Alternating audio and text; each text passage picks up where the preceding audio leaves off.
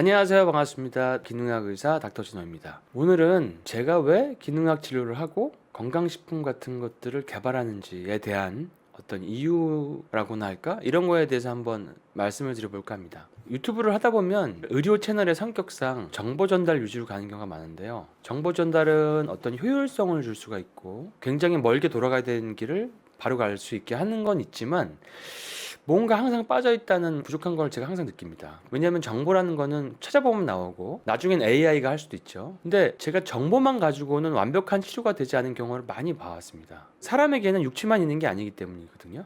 그래서 오늘 이런 컨텐츠를 통해서 제 생각과 마음이 좀 전달됐으면 하는 마음입니다. 그리고 앞으로는 정보 전달도 중요하지만 진료실에서 여러분들이 보지 못하는 임상 사례나 경험 같은 것들을 많이 좀 남길까 이런 생각을 하고 있습니다. 오늘 주제로 돌아가서 제가 왜 기능학 진료를 하고 건강식품을 개발하는지에 대해서 말씀을 드려보겠습니다. 사실 저는 병원을 크게 만들거나 큰 회사를 만드는 거에 대해서는 별로 관심이 없습니다. 왜냐면 진료실에서 보면은 회사를 크게 만들고 돈을 많이 벌었는데도 행복하지 않고 힘들어 하시는 분들을 너무나 많이 봐왔기 때문입니다. 그것도 한 가지 이유가 되고요. 그리고 저는 제 자신이 뭐 크리에이터라고 생각하지도 않습니다.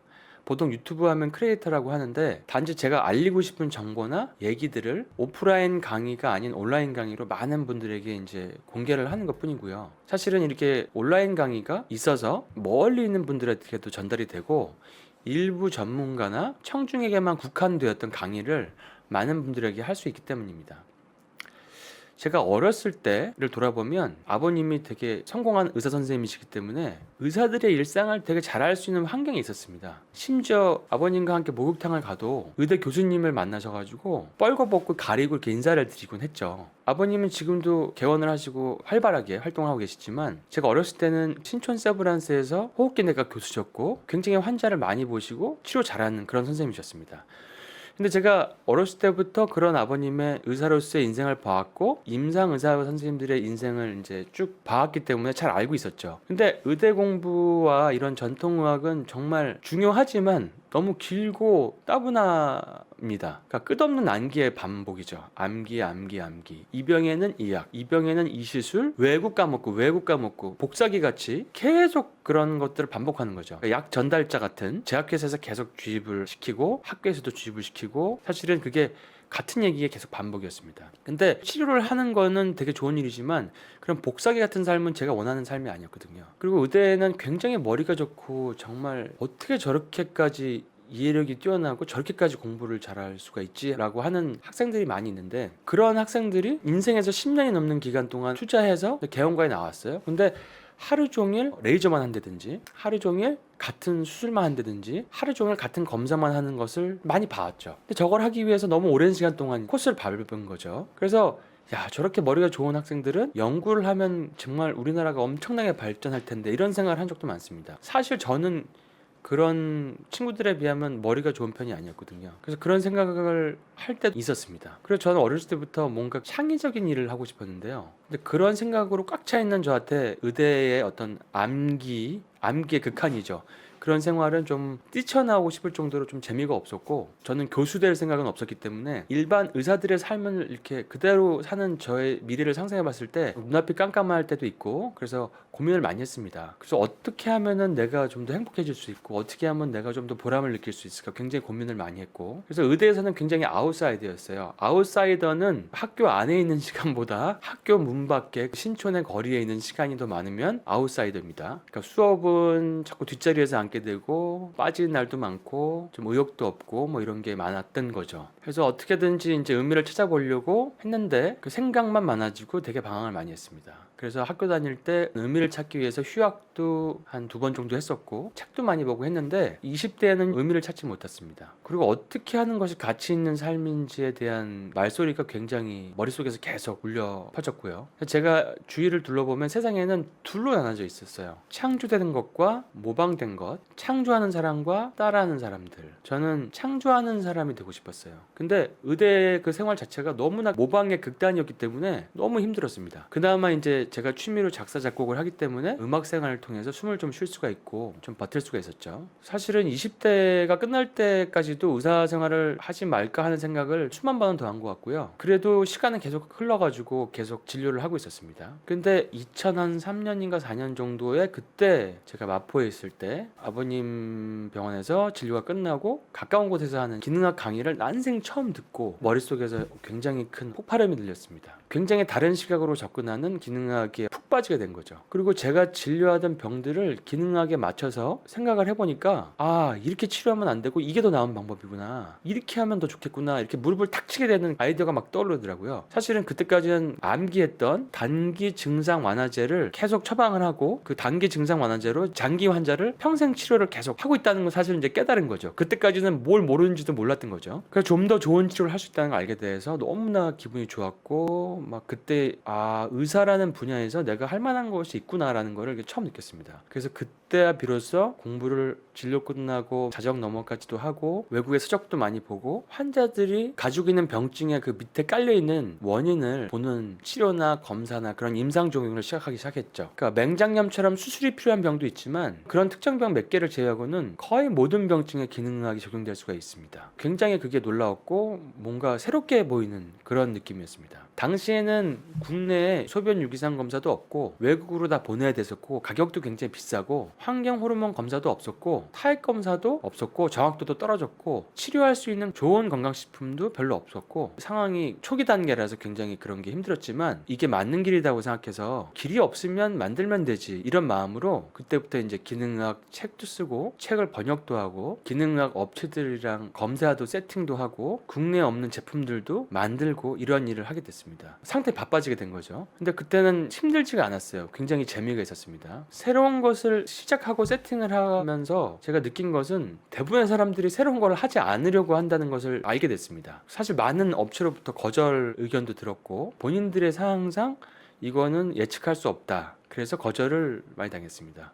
그래서 갑상선 전환장애에 쓰이는 T3 호르몬 제형 변경, 용량 변경이라든지 리버스 T3 검사, 그러니까 그때 검사가 아예 진행이 되지 않고 있었죠. 죽은 검사였는데 그걸 다시 활성화시키는 거라든지 24시간 요오드 브롬 불소 검사를 세팅하는 거라든지 우리나라에 굉장히 필요한 분들이 많은데 없는 어떤 요오드 제품 개발하는 것들, 환경 독소를 보는 비스페놀 검사 같은 것들 세팅하는 것들, 유기산 검사를 좀 더 편하게 여러 사람들이 받기 위해서 반을 잘라서 장간 해독과 에너지 패널을 나누는 것들, 이런 것들을 계속 숨가쁘게 해왔습니다. 업체들이 사실 굉장히 두려워하고 안 하려고 하는 경우가 많았지만 제가 이제 책임을 진다고 했고 대한만성피로학회 선생님들이 많이 같이 애써주셔서 검사와 제품이 활용이 되니까 업체들은 안심을 하고 지속적인 세팅이 돼서 점점 안정이 돼서 이제는 정말 너무나 좋은 환경이 된 것 같습니다. 그렇게 하다가 점점 기능학 환자를 많이 보게 되고 내과 환자를 보면서 기능학 환자를 같이 보니까 너무나 진료를 많이 보게 되고 기능학 환자들은 시간이 좀 많이 걸리는데 많은 시간을 들이기가 힘들어서 제가 이제 아버님 병원에서 퇴사를 해서 기능학만 보는 클리닉을 하게 되었습니다. 가끔 이제 다른 선생님들이 병원에 이제 놀러 오실 때면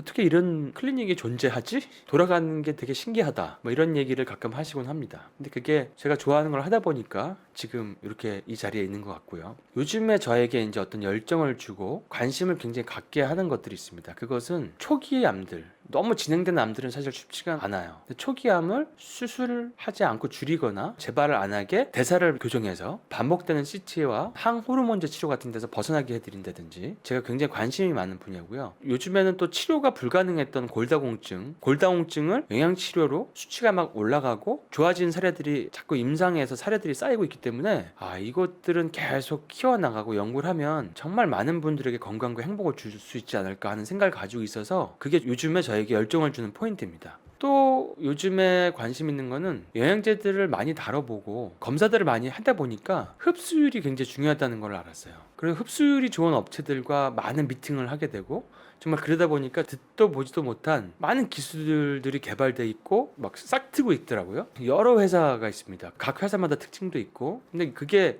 실제 보면은 그 업체의 의사 선생님들은 안 계세요. 임상을 하는 의사 선생님들은 안 계시고 그분들은 기술을 개발하시는 분들이고 그래서 나 같은 임상 의사들이 참여해서 같이 제품을 만들면 정말 좋지 않을까 해서 요즘에 이제 미팅을 간혹 하고 있습니다. 성분표만 보고 직구를 하거나 제품을 사서 본인은 드시는데 검사를 해보면은 수치가 그냥 그대로 결핍인 경우가 상당히 많거든요. 그래서 그런 흡수율을 향상시키는 제품이 나오면 많은 분들이 병원을 안 와도 될 정도로 건강해질 수 있을 거란 생각이 들어서 관심 있게 보고 임상을 하고 알아보고 있습니다. 그리고 곧 있으면 심혈관 질환 발병률을 40% 이상 줄여주는 어떤 흡수율이 좋은 종합영양제라든지 이런 것들을 업체들과 협의해서 개발하고 있고 아마 조만간 출시될 예정입니다. 그리고 특정한 기술로 비타민C의 흡수율을 굉장히 증가시켜가지고 미백에도 효과가 좋게 만들고, 사실 미백이란 게 굉장히 어려운데 그런 효과를 극대화시키고 먹는 것도 굉장히 적은 용량으로 더 효과를 볼 수 있게 하는 그런 기술도 있어서 제가 요즘에 관심 있게 보고 있고요. 좋은 부분이 있으면 항상 여러분들께 제가 알려드릴 겁니다. 사실 기능학은 너무나 광활하고 사람의 어떤 육체도 굉장히 소우주라 그래서 정말 이 공부할 게 끝이 없고 저도 부족한 게 많지만 여기까지 온 이상 최선을 다해서 좋은 치료 방법과 좋은 제품들을 발굴하고 또 만들고 저랑 상관이 없어도 좋은 제품들은 소개를 하고 그럴 예정입니다. 그러니까 어떤 분들은 제가 이제 막 어떤 제품들을 이렇게 좋은 제품들을 소개를 하는 걸 보면 무슨 회사랑 연관이 있냐, 그거를 왜 소개를 해주냐.